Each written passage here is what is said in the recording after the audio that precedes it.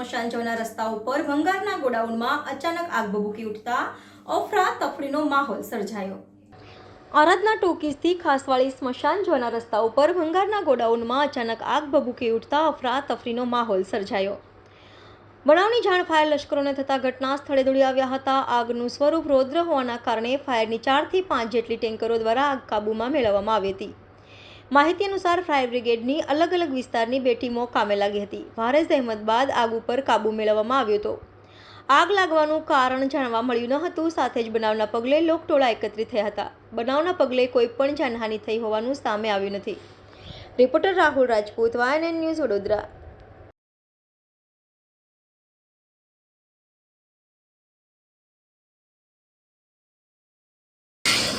અહીંયા આરાધના ટોકીઝથી અંદર એક ગેરેજની પાછળના ભાગમાં જે ખુલ્લો પ્લોટ હતો એમની અંદર જાળી હતી।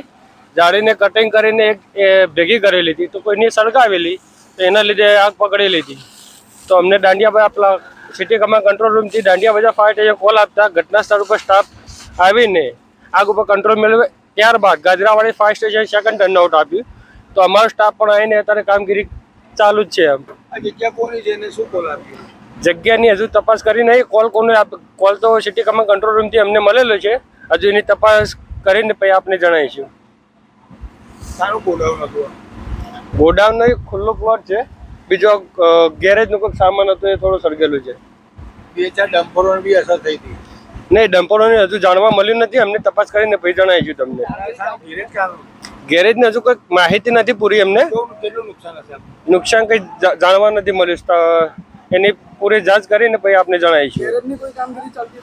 નહીં, હાલ અમને કઈ એવી માહિતી છે નહીં। ફાયરની 2 ફાયર સ્ટેશનની ટીમો લાગેલી છે। Jasmine Patel, Gajrawadi fire station sub officer. Subscribe now and press the bell icon. Never miss an update.